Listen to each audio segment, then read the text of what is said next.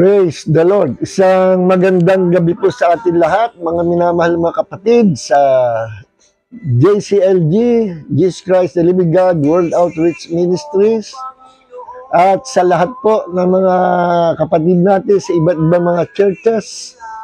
Welcome po, welcome everyone sa ating pong Bible study.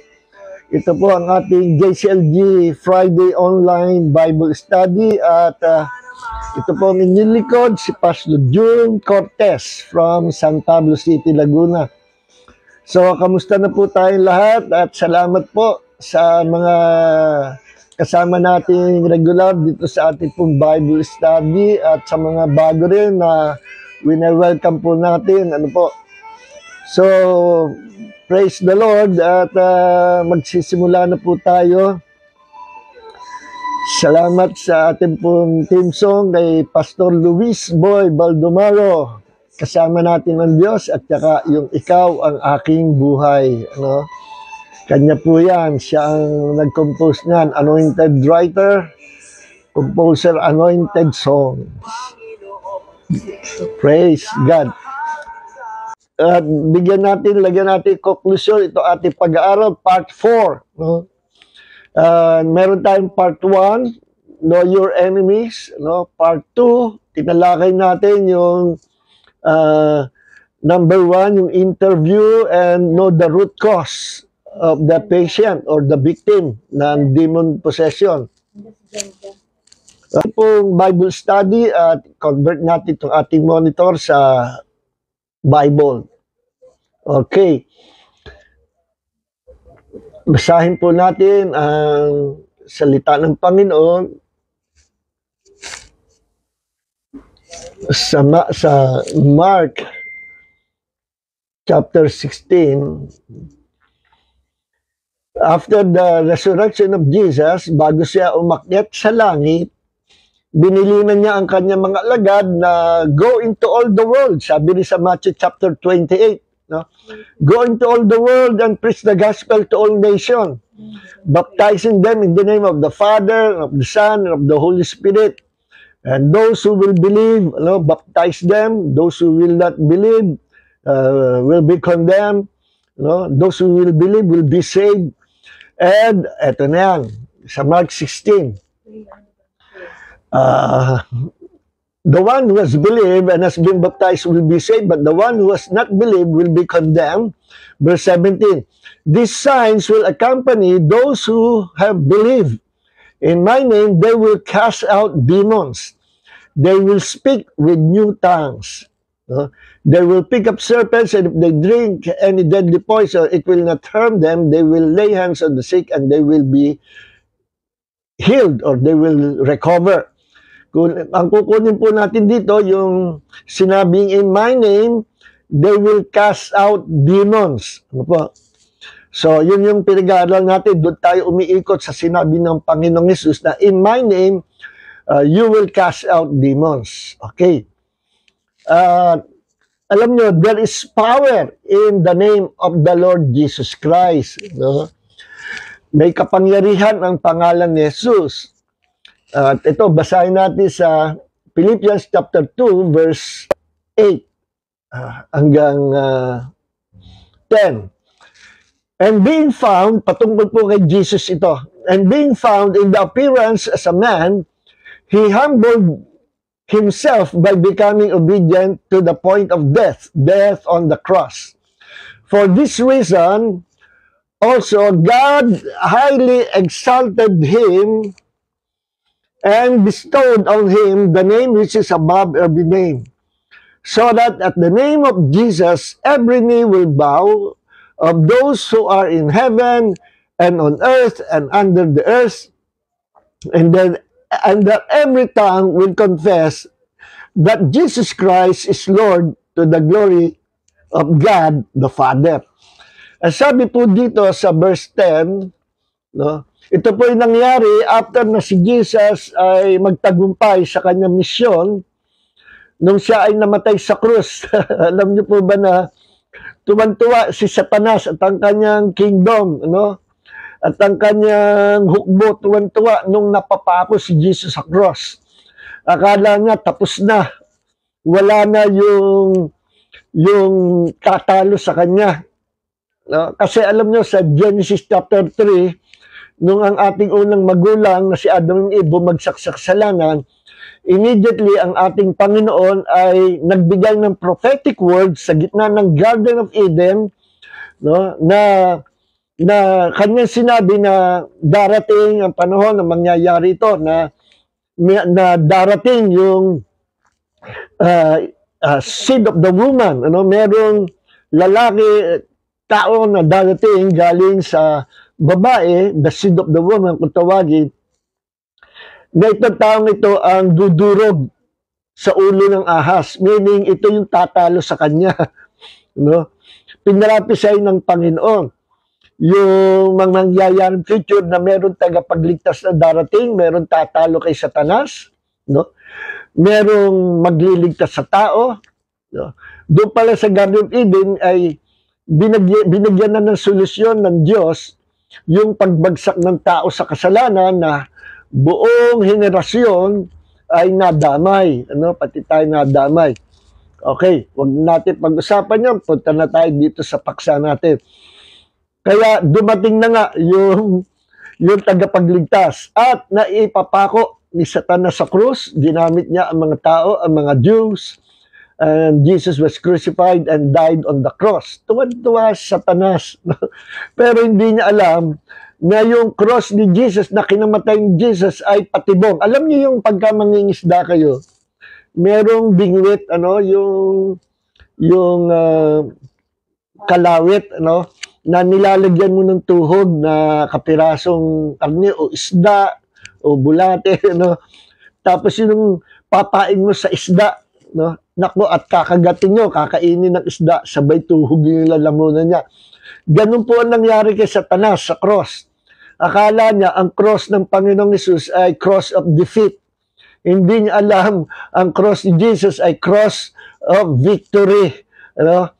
Alam nyo, ang cross ni Jesus nung araw, maraming klase yung pinagpapakuan ang mga para sa mga kriminal. At si Jesus lang ang pinako na hindi naman kriminal. No? Wala siyang kasalanan. Merong pinapako sa diretsong bar lang. Meron sa X. No? Iba-iba. Meron din naman na sa cross na ganito. Yung cross na paganyan. At ako'y naniniwala, sinadya ng Diyos na sa cross ipako na ganito at hindi doon sa X na ganyan. Ano? Kundi sa ganito. Bakit? Kasi it is a symbol of victory. Ano? The cross of Jesus is a positive sign. Ano? Plus sign. Positive sign na symbolic meaning nito ay victory at merong mangyayari na pagpapala na darating sa tao, ibibigay ng Diyos. God will add more blessings to mankind. No? At ito sa pamagitan ng ebanghelyo, ang mga tao ay magiging anak ng Diyos, at pag naging anak ng Diyos, magiging tagapagmana ng buong kaharian ng Diyos. Yan dahilan kung bakit po si Jesus, sinasabi sa Bible na siya ay pinamanahan ng Ama. No?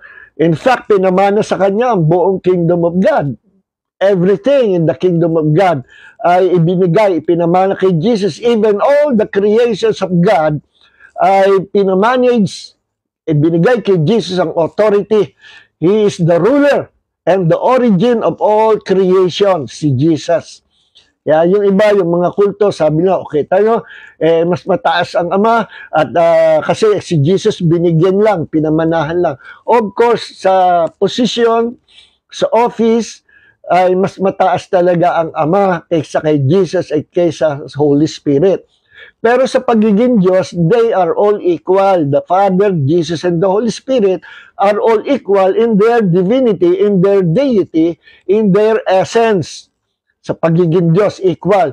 Pero sa posisyon na gagampanan, mataas ang Ama kasi siya yung sender. No? Siya yung tagapagbigay.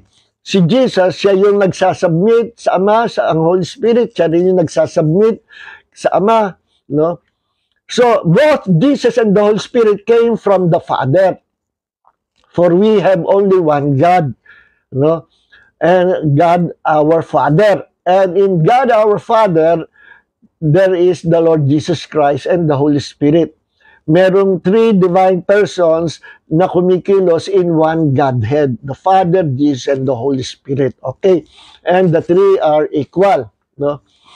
Now, so dito, pag sinabi pong si Jesus binigyan, referring ito sa kanyang humanity, sa kanyang pagiging tao. Ano po? Pero sa pagiging Diyos, hindi niya kailangan bigyan. Why? Sapagkat kanya na po ang lahat ng bagay. Siya ang owner of all things. Siya ang owner of God's kingdom.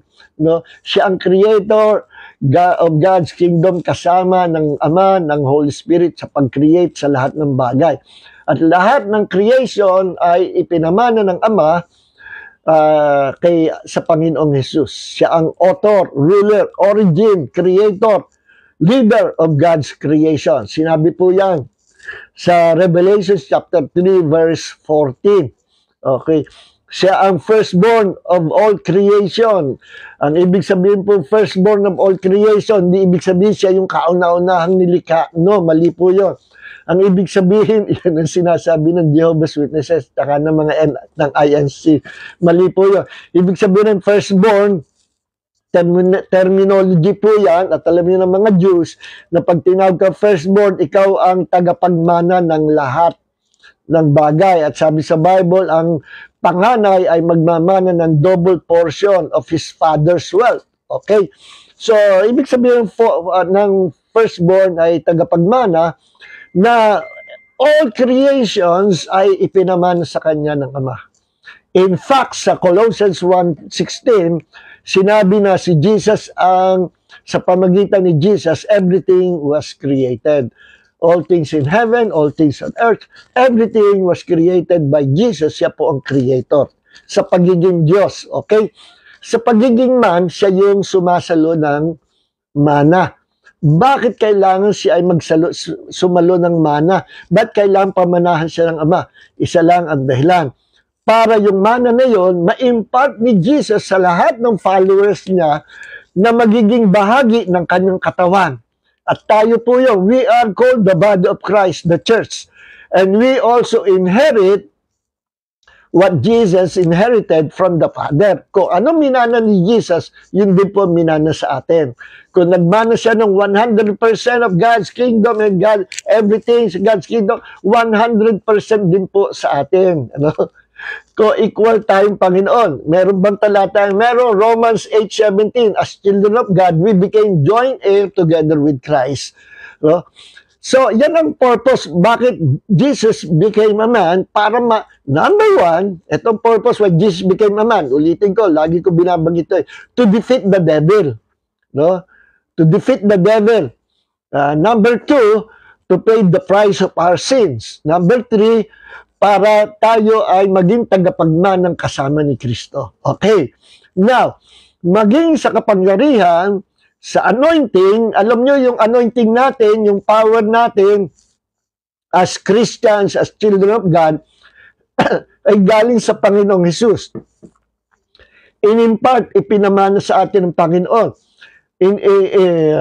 including His authority and anointing. No? So, yung anointing at authority ni Jesus to cast out demons, nasa atin din po yun.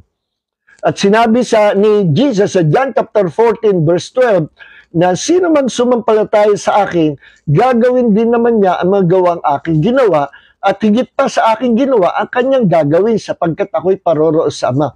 So ano bang ginawa ni Jesus? He preached the kingdom of God. Ano pang ginawa ni Jesus? He healed the sick. Ano pang ginawa ni Jesus? Nagpakain siya sa maraming tao. Ano? Nagpagaling siya ng mga may sakit. At nagpalaya siya ng mga pinahihirapan ng demonyo. So all those things, those ministries, ini-impart sa atin ng Panginoon. So kung ano daw ang ginawa niya, gagawin din natin ng mga mananampalataya. So, nakakalungkot lang, dahil meron tayong mga kapatid na kung tawagin cessationist, ano, mga kapatid na na cessationist, from the word cease, na huminto na raw ang pagpapalayas ng demonyo at wala na raw demonyo, panahon pa lang pa daw yan ng mga apostol. Na wala na mga apostol, na wala na rin mga demonyo, so no need na i-cast out ang mga demonyo. Sino may sabi sa'yo? Magkabi-kabila, ang dami dyan mga demon possessed, no? Okay, at yun ang paniwala na, wala na rin daw gifts of the Spirit, no? Wala na rin daw miracles. Kakalungkot, ano?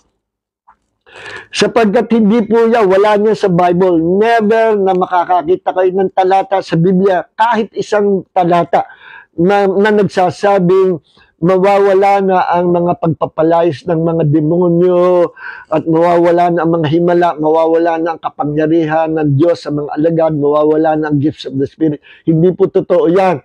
Invento po yan ni Satanas. Si Satanas ang umimbento niyan at tuwan-tuwa siya doon sa mga kapatid natin na naniniwala sa ganyan, kung tawagin cessationism. Ano?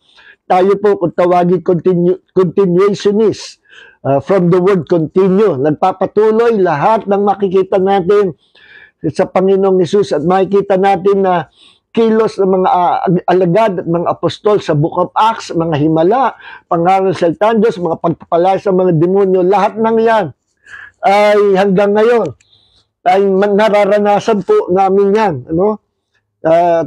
Yung hindi naniniwala, hindi talaga maranasan. So, kaya sabi nga, Jesus, be it unto you according to your faith. Kung ano yung pananampalataya mo, yun ang ipararanas sa iyo ng Panginoon. Okay. So dito sa Philippians chapter 2, sinabi dito na si Jesus naging tao, no? Although siya ay nasa pagiging larawan, image of God, hindi niya sinamantala, ano? Ang pagiging Diyos niya, kundi bagkus nagpakababa siya at siya ay naging katulad natin, naging tulad sa tao, no? At siya ay sumunod sa Ama hanggang sa kamatayan sa krus. At nung siya ay nabuhay na maguli, ipinamana sa kanya ng Ama ang pinakamataas na pangalan sa langit at sa lupa, and that name is the name of our God. Anong pangalan nyo?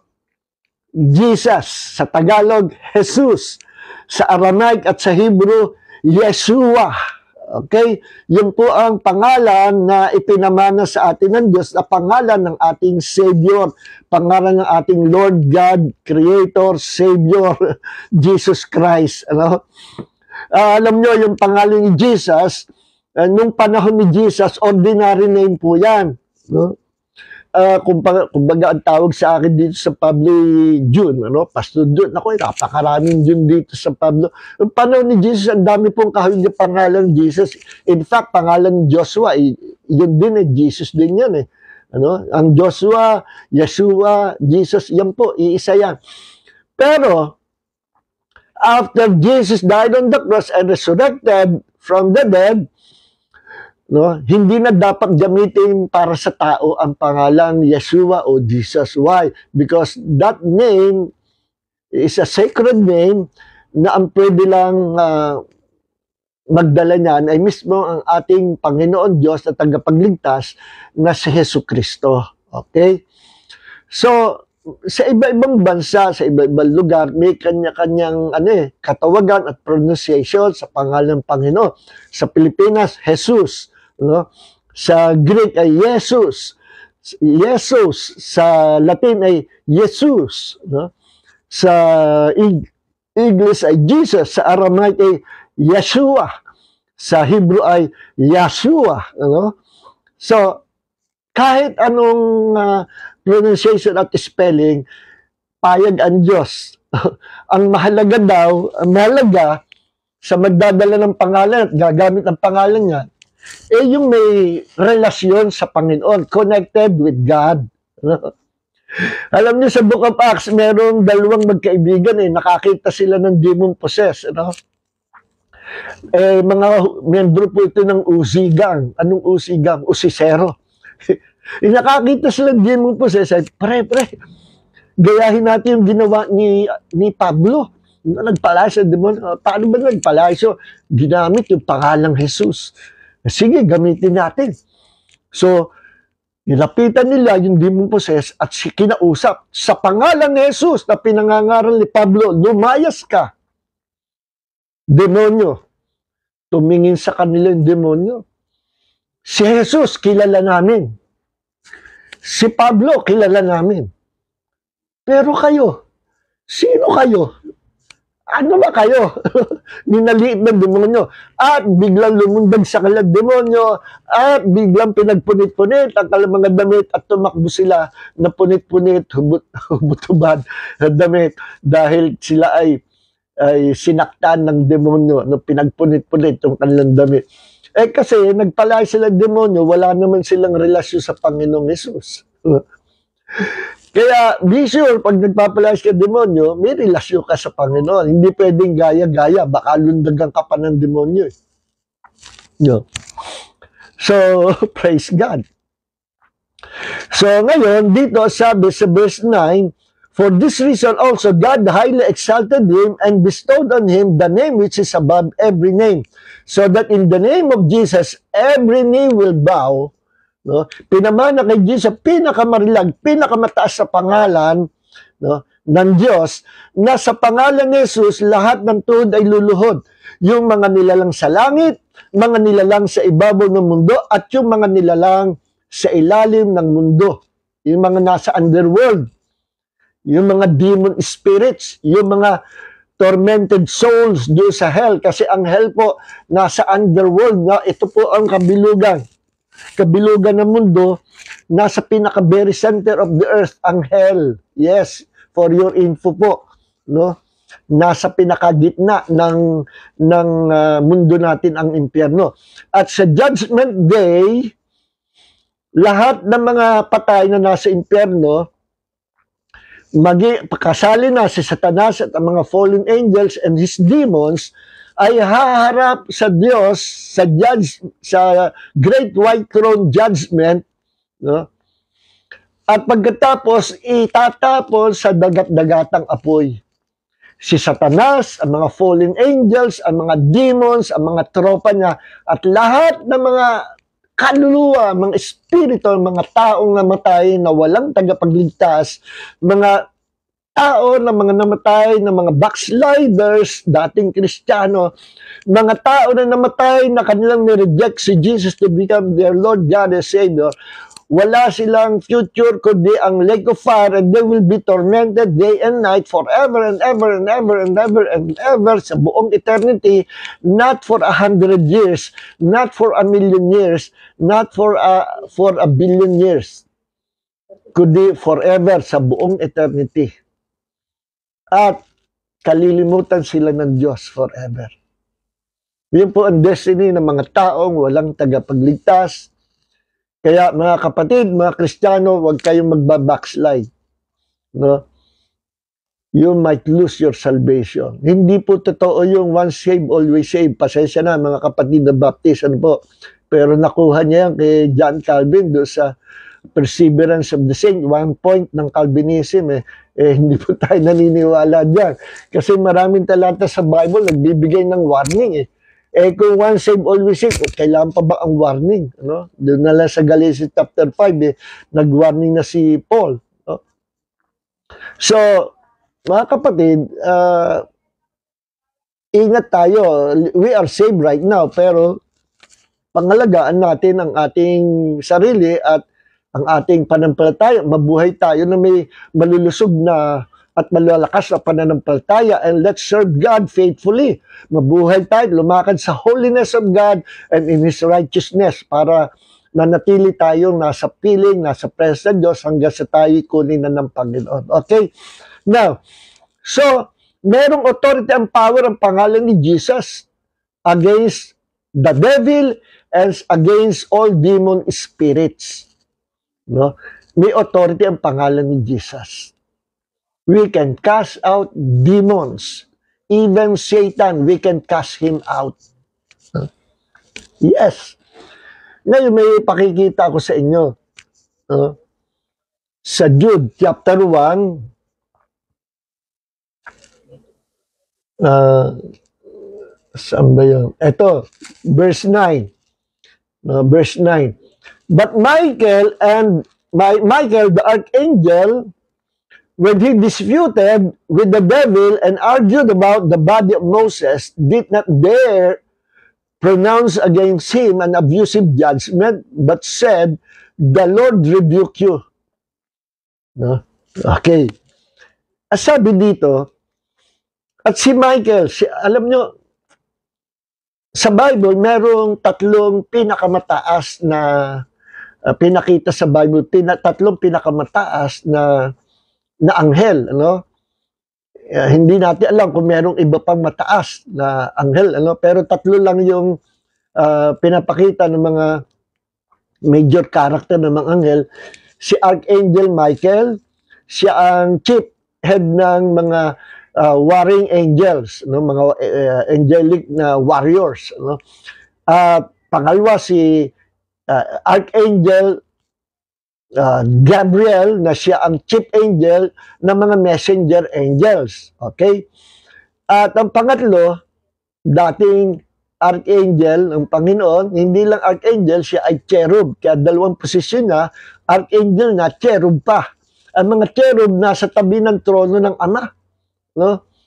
And, yun ang cherub.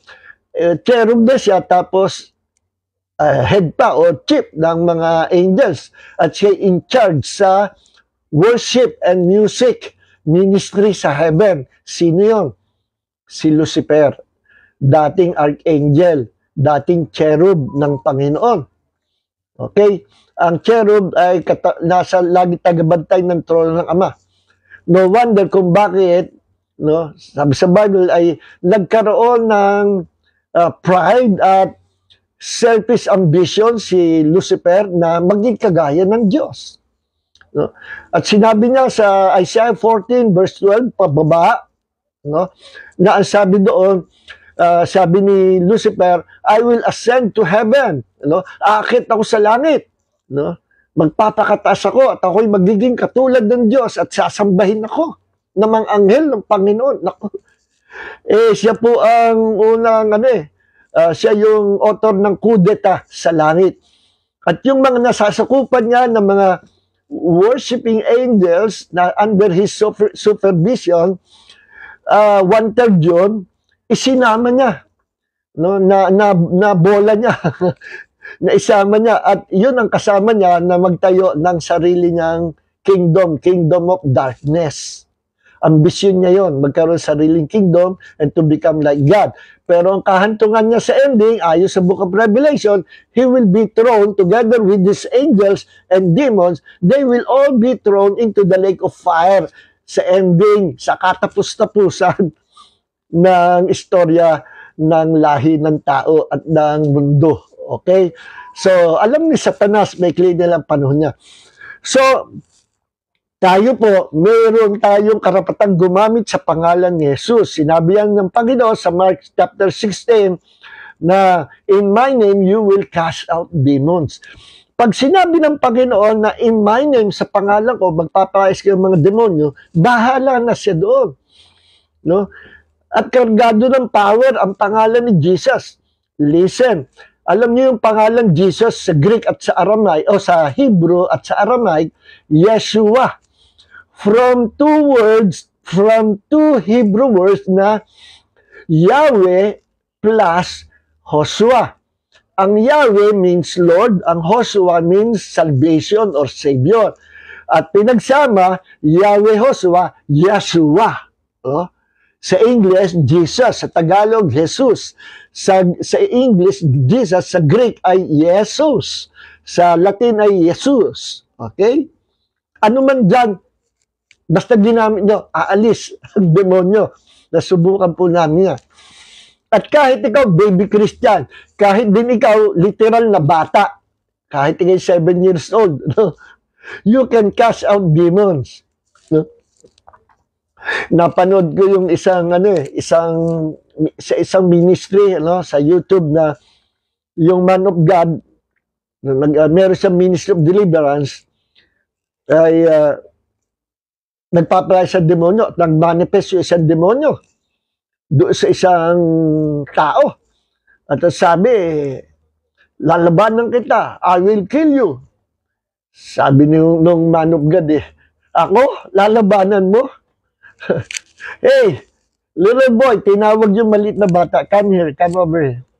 Maliit na bata, I think siya ay 9 years old. Lalabanan mo ako? Sa batang ito pa lang, wala ka ng match Okay boy, cast him out. Sabi ng bata, you devil, in the name of Jesus, I cast you out. Naku, nagwala yung demonyo. In the name of Jesus, I cast you out. Naku, natumbay demonyo at na-delivered from demonic possession. Sino nagpalayas? Batang maliit. Batang maliit, yabang ng demonyo papatayin kita. Alam niyo, ang demonyo, magaling lang sa pananakot Huwag kayong maniniwala. Pag yan ay nagdadaldal, ibig sabihin, natatakot na yan. Kumbaga sa asong natakot, nagtatapahol na lang, pero bahag buntot. So, maging ako, ako'y babago mananampalataya, I think, 1 year old pa lang ako. Bagito lang ako. At sabi ng office mate ko, Brother Nes, tulungan mo ko, yung kapatid ko, kinayoyogan, napusas ng demonyo. Yung bata niyang kapatid. Nako, pinuntahan namin sa Tondo, sinama ko yung pastor ko, 3 pastor yung kasama ko. At pinuntahan namin, naku, walang makapagpababa, nasa taas ang kipot ng hagdan, nananakit, at yung isa taga-Tondo, sinikap na tumulong na ibaba, kinagat, dugun-dugo ang kamay. So pagdating namin doon, ang problema, paano natin maibababa yan? Nananakit pala. Sabi namin sa nanay niya, kayo ba sinasaktan? Abay, hindi, kilala naman ako. Labas muna tayo sa bahay. Nung kami nakatambay sa labas, nag-uusap-usap kami, kasama ko mga pastor, 3 pastor at mga young people, 3 sasakyan po kami. Ang dami namin. Nagpaplano kami, sinong aakyat? Paano gagawin natin? Nananakit pala yan, violente. Mamaya, ito na yung nanay, tumatakbo. Ba, si nanay tumatakbo. Humingi to, naku, yung anak ko, ako yung sasaktan. Naku, nagwala yung demonyo. Alam na dumating na yung mga anak ng Diyos. Eto na, lumabas. Ang payat, tapos maliit na tao, ilang linggo nang hindi kumakain. Naku, nung aming pinaligiran, nananakit, walang makahawak. Pati mga taga-Tondo, mga nakatambay na mga nakahubad doon, tumulong na, kumuha ng lubid. Wala makalapit. Nananadyak, nananakit. Nakapaligid kami, takot din kami lumapit kasi nananakit. Ako, sabi ko, totoo pala yung demon possession. Ito, talagang kargado ito. Lumapit-lapit ako. Nakataligod kasi siya. Paglapit ko, lumingon. Alam pala na lumapit ako. At yung lingon sa akin, siguro na-discern niya na bagito ako, baby Christian, ako ang susunggaban. Ako ang susunggaban. At nung susunggaban ako gano'n, sa gulat ko, sapagkat ang puso ko'y punong-puno ng Panginoong Jesus. Sabi sa Bible, out of the abundance of the heart, the mouth speaks. Anong lumabas sa bibig ko, sa gulat ko, sa pangalan ni Jesus. Sabi ko, sa pangalan ni Jesus. Ba tumigil? Parang tinamaan ng high voltage, nangangatal-ngatal. Nakaganyan siya. Nakadi pa yung kamay. At nangangatal. Ilang minutes siya na hindi makakilos, paralyzed by the power of God. At sabi ko, meron akong power. Tinuro ko sa pangalan ni Jesus. May power pala ako. Doon ko na-realize kung gaano kapangyarihan, kung anong authority and power of the name of Jesus. At nung siya ay ilan sandali na paralyzed by the power of God, parang kinidlatan siya ng malaking bultahe na invisible, nakapangyarihan. Ang distansya namin, mga 2 meters away, masusunggaban na ako. Isang pangalan lang, sabi ko, sa pangalan ni Jesus, tigil siya. nanginig at naninigas. Ginawa ng mga kasama kong pastor, hinawakan siya at itinumba. At sa kanila, sa pangalan ni Jesus, ako pinagre-rebuke. Sa kanila ni-rebuke. Eh di nung umalis yung demonyo, dinala namin doon sa sister church namin sa Mandaluyong at pinakain namin. Naku, isang bandihadong kanin, ubos. Isang pitsil na tubig, ubos din. Sa tagal na hindi kumakain. No? And he was totally, completely delivered by the power of God in the name of the Lord Jesus Christ. See? So ngayon, ang mga albularyo din at ang mga mangkukulam, take note, nagpapalayas din po yan ng masamang espiritu. Okay? Pero, may kapalit. Huwag po kayong huwag kayong kukonsulta sa mangkukulam, sa albularyo. Ang power po ng albularyo ay witchcraft din. Baka hindi nyo alam. No? So, hindi po yan sa Diyos. Kahit bumabanggit sila ng Diyos, hindi sila sa Diyos. At may mga albularyo, akala nila kapangyarihan ng Diyos yung ginagamit nila. No? Meron namang albularyo, alam nila kapangyarihan ng demonyo. No? Meron ganyan eh. Meron namang albularyo, peke, wala namang power, pero kinoconsider niya sarili niya albularyo, pero wala naman. No? Kaya yan nga yung kinuwento ko, di ba? Sa testimony, yung babaeng indalaga na nagtatrabaho sa loto, may itsura siya, nakursundahan ng albularyo. Sinamahan lang niya yung kaibigan niya doon para magpagamot. Eh siya yung natipuhan, bigla siya binugahan ng usok, ng sigarilyo. No? At pamula noon, gabi-gabi, nire-rape siya ng demonyo. Sabi ko, hindi mo ba nakita na hindi ko po maibukas ang mata ko. Pero teka, one time naibukas ko po ng kaunti. Ano nakita mo? Yung pong mukha ng albularyo. Sabi ko, possible, it's either na yung spirit ng albularyo na may power siya na ilalabas niya sa katawan niya. At baka yun yung nang-rape. Or, yung demonyo na nag-aalagod doon sa albularyo, yun yung nang-rape sa iyong gabi-gabi. Oh. Tawagin po yan, incubus, demon. Yung nang-rape sa gabi. Merong babaeng demons, may lalaking demons, no?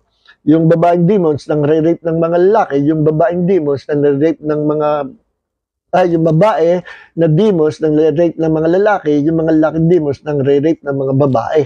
At ginagawa nila yan habang natutulog sa panaginip. No? Hindi nila maibuka ang kanilang bibig, hindi nila maibuka ang kanilang mata.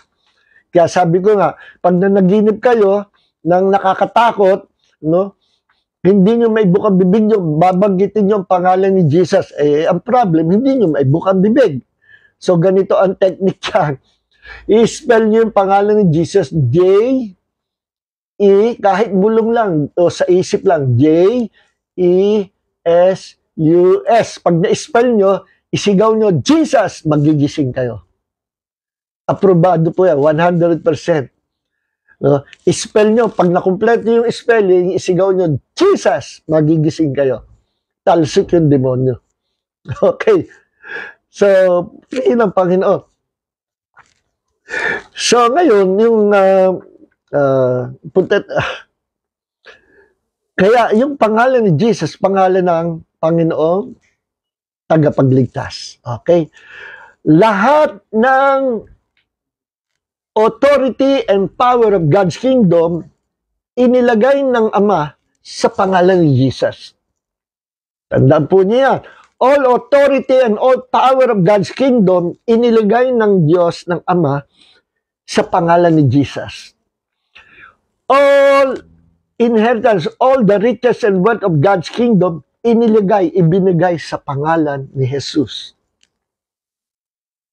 Ang pangalan ni Jesus ay back up ng trono ng Ama, back up ng lahat ng mga sundalo ng kalangitan, no?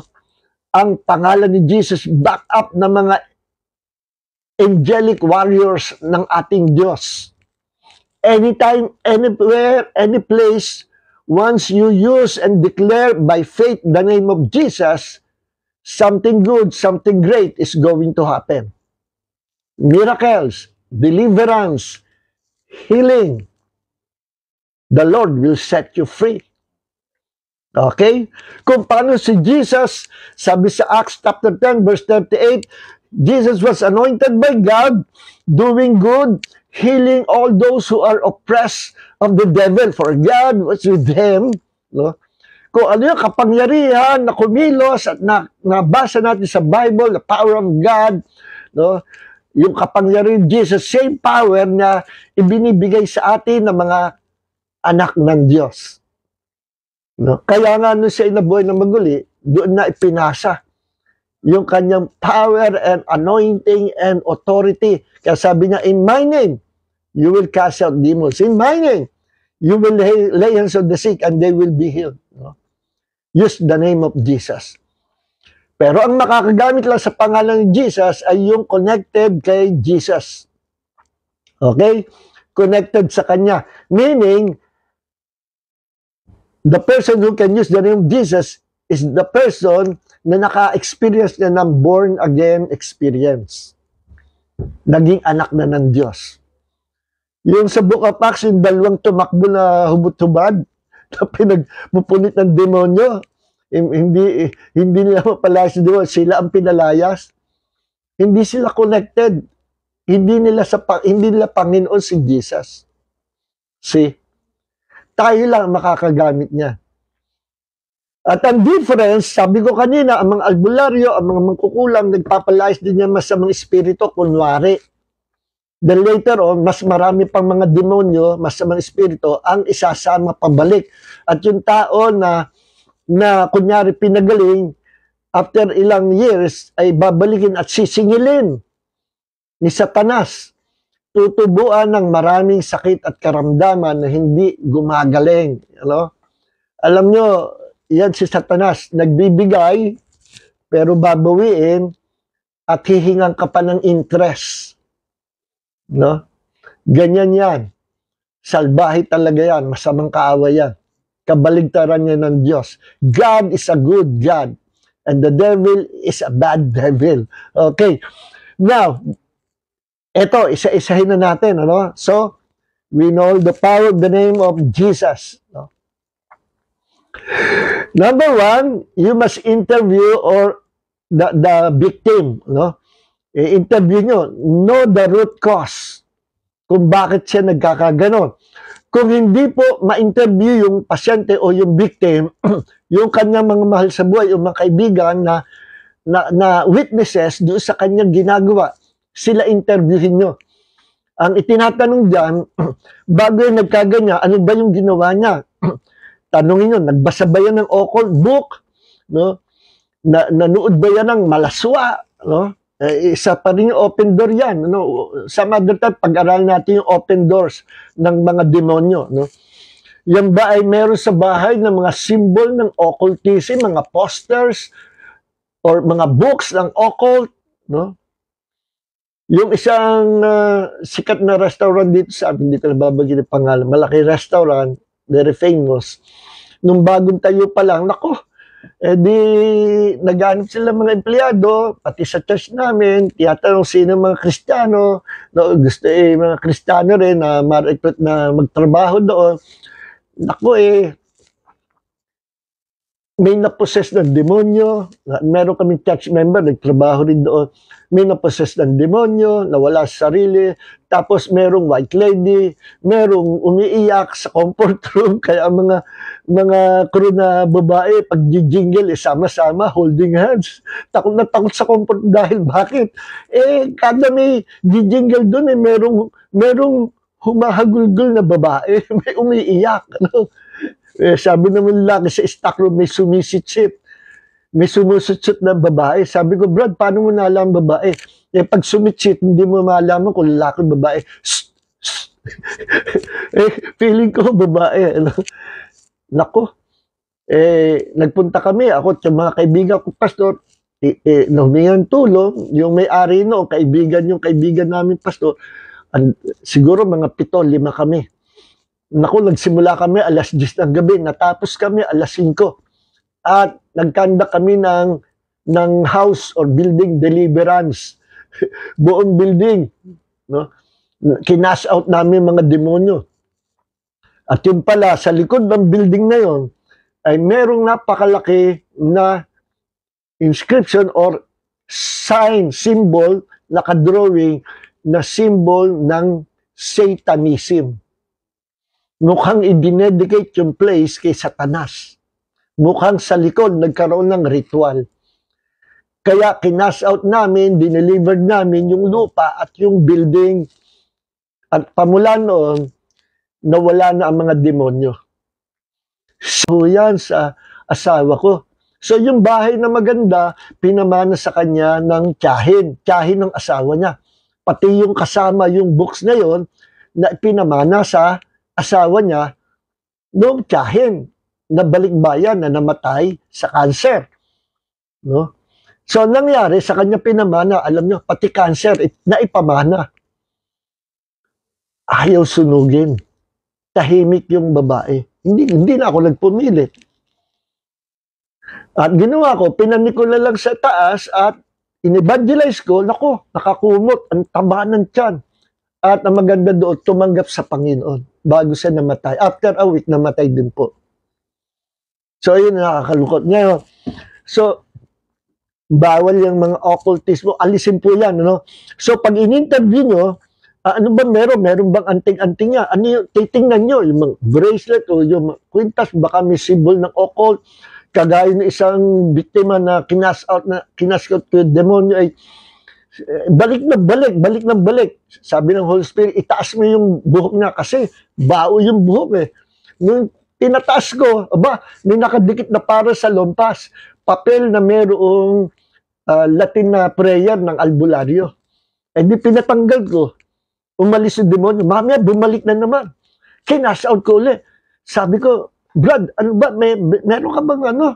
Iniingatan na. Meron pa po. Nakadikit sa hita ko. Hinubad yung pantalon. Nakashort siya. Tinanggal niya. Ayun. Hindi na bumalik yung demonyo. Mga stronghold po yun. Mga foothold. So, aalisin niyo yun. Pati yung mga nasa bahay. Listen. Sorry sa mga mga figurine, images, rebulto. Naku, tahanan po yan ng mga demonyo. Sorry sa inyo, no? Real talk lang po tayo. Tahanan po yan ng mga demonyo. Kaya ingat po kayo, no? Dito sabi sa 1 Corinthians, at yan naman nasa 10 Commandments sa Exodus chapter 20, thou shalt not make any graven images, do not worship them. At ang galit ko umaabot hanggang sa 3rd and 4th generation. Galit ang Diyos sa worshiper ng mga idols. Ano po? So, ngayon, kasi in every house na merong mga idols na ganyan, tiyak merong demonic manifestation. Ang mga tao nagkakasakit, mga tao ang iinit ng ulo, mga tao magpapatayan, mga tao nawawala sa sarili, mga tao basta na lang nalulumpo, mga tao nagkakasakit ng kakaibang sakit, no? Meron mga manifestation, may nasisira ang ulo, may mga ganyang manifestation po, no? Yung pinuntahan ko na bata na hindi magising-gising, no? At minsan daw gumagalaw ang paa, parang naglalakad, pero hindi magising. Wala makita ang doktor na dahilan, no? Walang sakit. Later on, nalaman ko yung kaluluwa niya o yung kanyang espiritu ay hinastage ng mga demonyo sa spirit world at ibinitin sa punong kahoy. No? Late ko na nalaman, no? Pinuntahan ko, pinakiusapan ako ka office mate ko na tulungan, kapatid na bunso, dalagita, kapatid na bunso ng barkada niya, pinuntahan namin. Sabi, kasi nagsimula daw yun nung umuwi yung bata, may sumusunod na na asong malaki. At yung sumunod na lingon niya, ay ang kataway aso, ang ulo ay tao. Naku, dali-dali yung bata. At natakot pag uwi ng bahay. Then yung pala, madalas may nakikitang white lady sa bintana kasi ang kanyang kwarto, tabing bintana ay bubong. Merong lumulutang na white lady doon sa bubong. No? Ang dami manifestation. So isip ako, sabi ko, ba't kaya ginanito ito? Hindi basta ito ganito na aatakin, nawala, hindi magising, hindi naman comatose. Yung pala, yung spirit niya, kinidnap, hinastage ng mga demonyo at dinala sa spirit world. Hindi ko pa alam nun yung gagawin. Ang alam ko lang, mag-cash out. Kung ngayon yun, alam ko ang gagawin ko. Hihingi akong tulong sa mga angels at papupuntahin ko doon. We can command the angels of the Lord. We can ask help to help us. Sabi sa Bible, they are ministering spirits to those who are heir of salvation. And I'm heir of salvation, kaya pwede ako humingi ng tulong sa mga angels. At kung ano yung iutos ko at sabihin ko, susunod sila. Hindi dahil sa sila'y utusan o alipin ko, kundi susunod sila dahil sa inassign sila ng Panginoon to help me, to help us. Kaya during deliverance, nag-iisa lang ako, okay lang. Hindi kagaya nung araw. Hindi pa namin alam na madali lang pala ang deliverance. 10-10 kami, talsikan kami lahat. Yung pala kahit nag-iisa ka lang. Kaya pag nag-iisa ako at violente, nakaganyan lang ako. Lord, padalhan mo po ako ng 10 angels. Pagka-pray ko ganun, okay. Puro by faith yan. Hindi ko nakikita. Puro by faith lang. Okay, angels of the Lord. In the name of Jesus, talian ang mga demonyong ito at the count of 3. Talian sila. Arrest them in the name of Jesus. Are you ready? 1, 2, nagagaganyan demonyo. 3. Patuta, hindi maikilos. Bitiwan nyo kami, bitiwan nyo kami. Hanggang sa mataas deliverance, nakaganyan yan. Kita nyo ang power ng mga angels na kumukonect sa ating mga anak ng Diyos. Because we are children of God, join earth together with Christ. Ganun lang po yan. Kung ngayon nyo, sasabihin ko, hindi magising, naku, kinidnap pala at dinala sa spirit world. Angels of the Lord, I command you, puntahan yung espiritu ng kabataang babaeng ito na itinali sa punong kahoy. Go right now in Jesus' name at kalagan siya at ibalik dito yung kanyang spirit. Gagawin nila yun. Hindi ko pa, tsaka hindi ko na binalikan yun. Alam niyo kung bakit? Una, kinutuban ako, sabi ko, Missy, sabi ko sa mother, ano pong meron sa taas? Pwede pong makita yung itaas nyo. Opo, sinamahan ako. Ano pong laman nitong kwartong ito? Nililid na ako ng Holy Spirit na meron something sa taas. Ano pong laman ng room na ito? Matagal na ho namin hindi binubuksan yan. Pwede yung buksan. Nung binuksan, naku, amoy patay. Nung binuksan, amoy baol, amoy patay, dahil tagal hindi binubuksan. Naku, lahat ng life-size na panahon pa ng Kastila, mga rebulto, nandoon. Buong kwartong, malaking kwarto, ang dami nakatayo, nakapaligid. Sunod-sunod, mga rebulto. Yan po ay tahanan ng mga demon spirits. Tuwa-tuwa mga demon spirits pag niluluran niya kasi sila ang feeling nila, sila yung niluluhuran. Tingnan yung basahin natin sa 1 Corinthians chapter 10 verse 20. Sabi sa verse 19 muna, what do I mean then? That food sacrificed to idols is anything? Or that an idol is anything? No. But I say that these things with the Gentiles, it means pagans, Gentiles sacrifice, they sacrifice to demons and not to God. And I do not want you to become partners with demons. Bakit? Kasi ang mga pagan, they are worshiping images, idols. Then nag-o-offer sila ng something, mga pagkain at bulaklak at kung ano-ano at mga pagkain. Kaya sabi dito, ang mga ino-offer ng mga Gentiles sa sacrifice, they sacrifice to demons and not to God. And I do not want you to become partakers or partners or participants with demons. Okay? So maliwanag po yan, hindi ako nagsasalita, no? So delikado, may danger sa mga idols, no? Imagine. Naalala ko yung isang kapatiran namin dating umaati sa church namin noon, nung ikinuwento, bata pa siya. Naku, para daw si bumait yung nanay niya, pinapatulog siya kasama yung maitim na rebulto na nakahiga. No? Doon sa kwarto nakahiga yun, doon siya patatabihin. Meron siya, ito yung higaan niya, tapos nakahiga rin. Naku, pinapawisa siya malapot at takot na takot talaga siya. Nung takot na takot siya kung bakit siya doon pinapatulog para daw pagpalain at bumait, no? Babae ito kapatid ito, nung bata pa siya, hindi niya makalimutan, traumatic experience sa kanya. Nung siya natulog doon takot na takot siya, no? At sa takot niya, nakatulog siya. Naku, nung nakatulog siya, nanaginip siya, na yung rebulto na yon, hinahabol siya.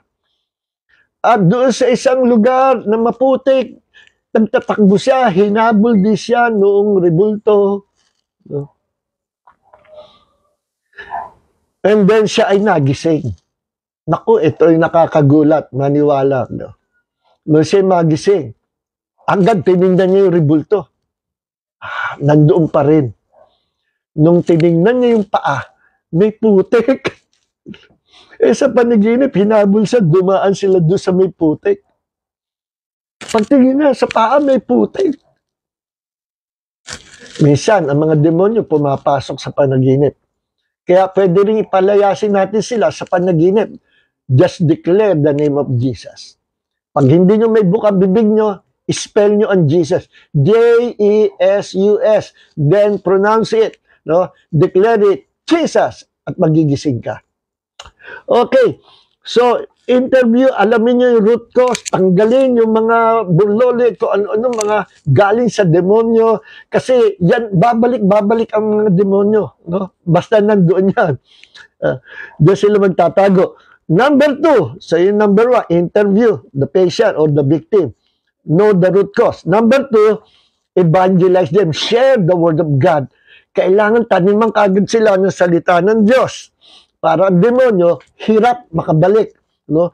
At kailangan niya na mag-repent, i-guide nyo sa prayer of repentance and prayer of acceptance. Accepting the Lord Jesus Christ. Tanong nyo, gusto mo ba tanggapin si Jesus?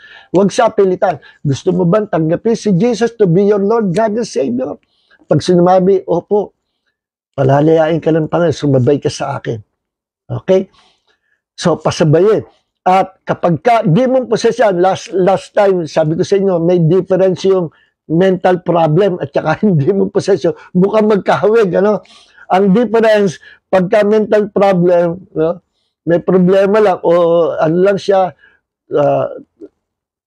traumatic experience at parang nawawala sa sarili, mental problem or may emotional problem o parang may haplas sa isip, may topak o ano, ang difference, nabibigkas niya ang pangalan Jesus. Pero pag isang tao ay possessed by demons, never niyang bibigkasin. Naku, pahirapan. At kapag binigkas niya ang pangalan Jesus, immediately, he'll be set free from demonic possession. Ganun po yun. Pag nabigkas niya, makakalaya siya. Okay. So, ngayon, so, kailangan yung repentance. Bakit? Baka meron siyang hidden sin. Yung hidden sin naman ang gagawing stronghold o foothold ng demonyo para hindi sila makaalis. No? While nandoon yung mga kasalanan yan, parang doon sila kumakapit alisin yung kasalanan. Pag napatawad ng Panginoon, wala na silang kakapitan. So, mahalaga yon na humingi muna ng tawad sa Panginoon, no? At saka palayasin yung demonyo. Pero madalas, doon pa lang, pag in-evangelize at pinatatanggap mo sa Panginoon, madalas, doon pa lang nagmamanifest ng demonyo. Kasi ayaw niya na ang kanyang tinitirhang bahay, ang katawan, ay tatanggap at isusurrender sa Panginoong Jesus. Kaya lalaban yan. No? At number 3, open eyes. Ano? Observe the victim. No? Observe the victim. Kung naiko-confess. No? Number 1, interview. Ano? Know the root cause. Number 2, evangelism. Evangelize them. And kailangan ng prayer of repentance and acceptance. I-guide nyo. No? Number 3, open eyes, obserbahan yung victim. Huwag kayong pipikit ng ganito. Sige, sumunod ka sa akin sa panalangin. Naku, delikado po yun. Open eyes. No? Parang pagbigla sinapak kayo, makailag kayo, nananapak po yan. Yes. No? Kaya, pagka-violent, angels of the Lord, talian ng mga kamay niyan. O kaya, kayo mismo, sa pangalan ni Jesus, tinatalian ko ang kamay mo. Tinatanikalan ko. Matatalian nyo. Okay. Di ba yung kinukwento ko, yung isang na de-demonize sa church namin sabi ko, lumayas ka sa katawan na yan. Opo, nagbigay gaya, opo, abay, lumayas. Uy, sa kapupunta. Sabi nyo, lumayas ako. Nasa gitna ng church. Sabi nyo, lumayas ako. Hindi kasama yung katawan. Iwan mo yung katawan. Sabi ko, angels of the Lord, bit-bitin. Ang babaeng yan dito, bit-bitin din yung mga demonyo. At iupo dito. Naku, biglang may humila. Teka. Kinalagkad, pabalik sa doon, sa pulpit. At sabi ko, iupo yan. Biglang umupo. Aalis na ako Iwan mo muna yung katawan, hindi kasama yung katawan. Pati katawan isinama. Then, that person was delivered by the power of God. Okay. Now, kailangan open eyes. Baka pag nakapikit kayo, nagkakasuot kayo, di mo, nakapikit, pagtingin nyo, wala na yung kinakasuot. Saan nagpunta? Tumakbo. Okay, kaya open, pala tapos nakapikit kayo.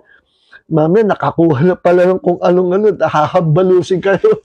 Kaya, kailangan be aware, open eyes. Hindi naman kayo kaya saktan basta-basta. If you are filled with God, filled with the Holy Spirit, hindi kayo basta-basta masasaktan. Yung bata na inaalyan demonyo, one time, nakita ng duwende, kausap ko, ini-interview ko yung mga magulang, ano ba nangyari? Ano ba? Doon mismo, biglang bumalik, sinapian Binatuban naman ako. Siguro ang distance namin, 3 meters away from her, from the child. May lumipad sa harapan ko, yung hairband. Sabi nung hairband, daplis sa mukha ko. Naku, kung tinamaan ako, ubod ng lakas ng bato Bata, pero ang lakas ng bato. Kung tinamaan ako sa mata, bulag ako. Kung tinamaan ako sa pisngi, ang sakit. Hairband na plastic, lumipad sa harapan ng mukha ko. Muntik na. Alam nyo, hindi tumama, iniligtas ako ng Panginoon. So, ganyan kaprotektado tayo ng Panginoon. Okay, number 1, interviewin. Number 2, evangelize and i-guide sa prayer. Number 3, open your eyes. At obserbahan nyo kung kayang i-confess ang pangalan ni Jesus. The moment na na-i-confess niya, na-i-declare niya ang pangalan ni Jesus, madi-delivered yung tao. Okay? Pero as long na hindi na kayang bigkasin, nandoon yung demonyo sa loob. At ito ang pag-check din. I-check nyo kung umalis na talaga ang demonyo. Minsan ang demonyo nagtatago lang, nagpapanggap. Hello, sister, halimbawa, Marta ang pangalan. Marta, opo, nandito po ako. Delivered ka na. Opo, nakalay, wala na po mga demonyo. Yan, minsan nagpapanggap ang mga demonyo. Para nyo malang kung nandoon demonyo. Sige nga, banggitin mo, sabi mo, Panginoong Jesus, naku, ito na, tatahin na. Sabi mo, Panginoong Jesus, naku, hindi kumikilos, palatandaan niya. Sabi nyo, sa pangalan ni Jesus, your lying spirit, I command you to come out right now. Huwag ka mandaya. Sa pangalan ni Jesus, lahat, yung mga natitira, alis. In the name of Jesus. Pwede ka rin humingi tulong sa angels. Angels of the Lord, tanikalaan lahat ng mga demonyo sa loob ng katawan niya. Arrest them and pull them out. Pull them out right now at the count of 3. 1, 2, 3. And that person will be delivered. See? The power of the name of Jesus. So, yun ang palatandaan kung may demonyo pala, kung may demonyo pa, wala na. Pag completely delivered, kasi usually, pag nakasout, minsan nawawala ng malay. Then, pag nagising, doon yung check, baka nagdadrama lang. Sister, magaling ka na, o delivered ka na. Opo, salamat po. Bigkasin mo nga ang pangalan ni Jesus. Naku, tatahimik na yan. Bigkasin mo ang pangalan ni Jesus. Bigkasin mo ang pangalan ni gagawin niya, magmamanifest na naman. So, palalayasin mo na naman. At pagka nabibigkas na niya, delivered na yun. Okay? Now, so, number 4, nga pala, natalakay natin to, observe kung merong mental or emotional problem o traumatic experience, no? Kung yung tao na yon ay may mental problem or kung merong emotional wound, traumatic experience, na kapag minsan parang natutulala siya, hindi po demon possession, no? Kailangan niya inner healing or emotional healing for her emotional wound. Halimbawa, siya ay biktima ng tawag dito, abuso, no? Na-abuse siya mentally, emotionally, na-abuse siya physically, no? Meron ganyan, iba-iba klaseng abuse, no? Kailangan niya inner healing, hindi deliverance, no? Kasi wounded yung heart niya, hindi niya makalimutan yung nangyari sa kanya nung siya ay bata pa, na siya ay meron akong pinag-pray na ganyan na kinounselan nung bata pa siya, siguro mga 3 or 4 years old siya, tanda niya hanggang sa siya lumaki, hindi na nga siya nag-asawa dahil sa experience na yun, na yung kumpare ng tatay niya, dumarating sa bahay nila, pag nakataligod daw yung tatay niya, itong kumpare ng tatay niya, ay, kunyari, siya ay kagigiliw, nini, alika, kakaloob na siya, pero hinihipuan na siya.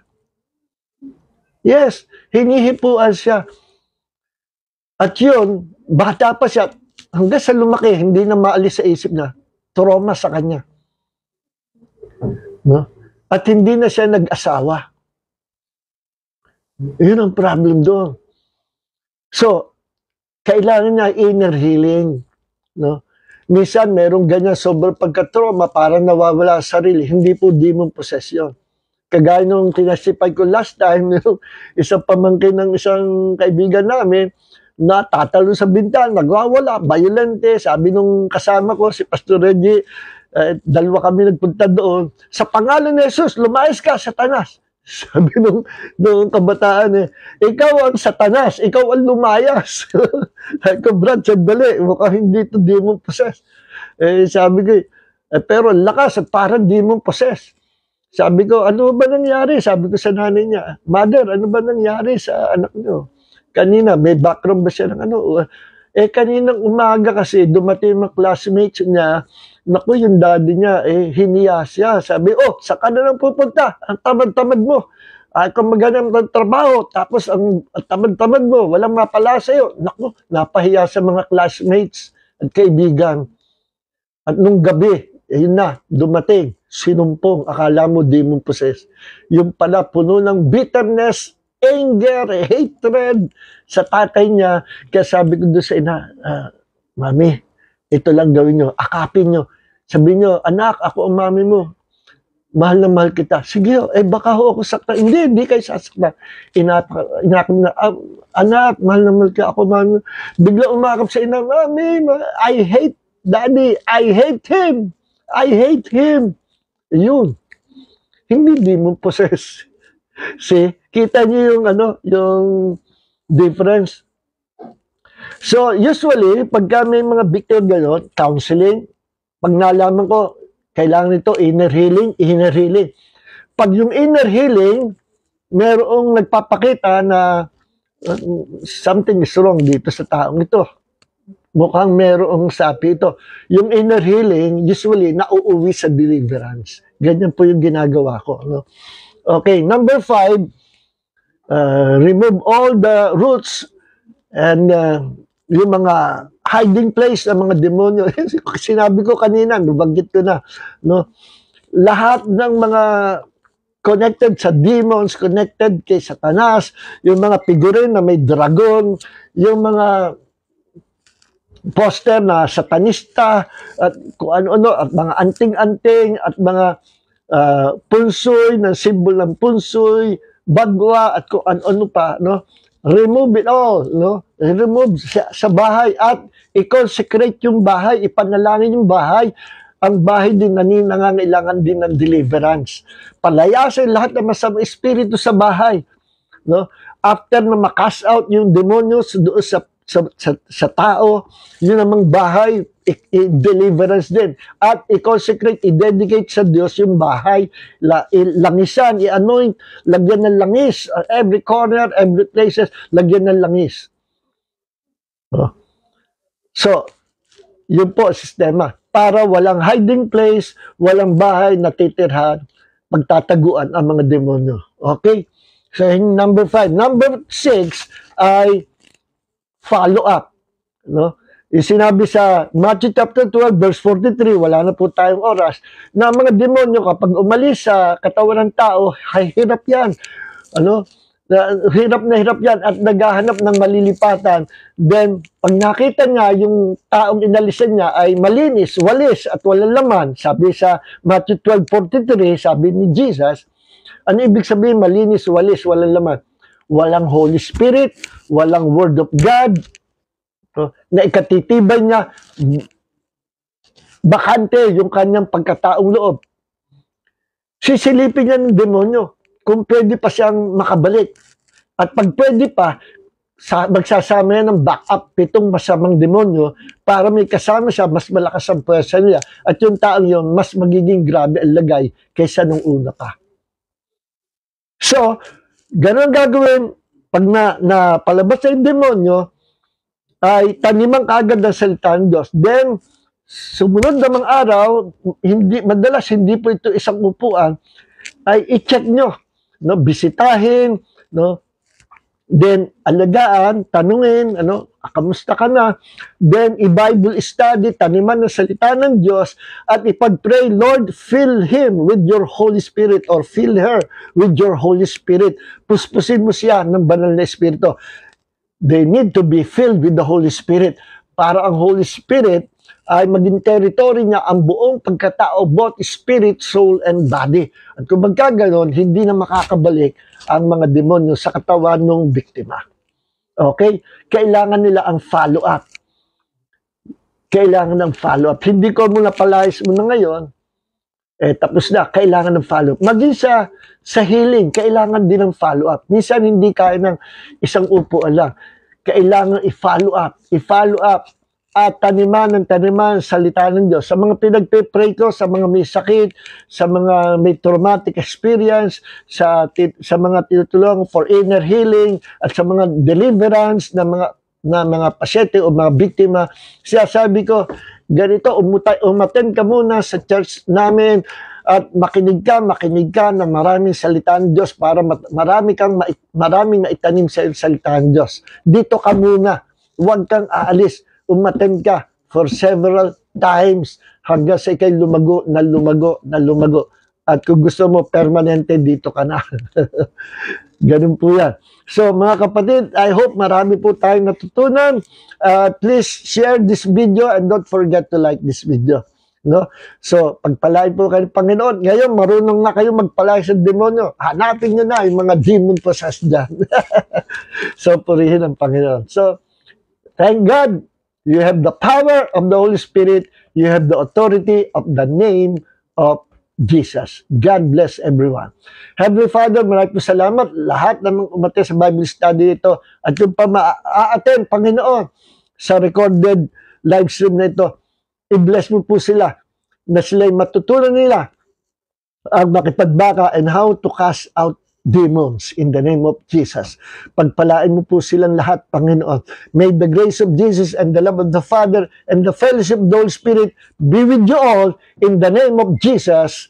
God bless you all. Share this video, mga kapatid. Even sa mga pastor nyo, paki-share po. God bless everyone.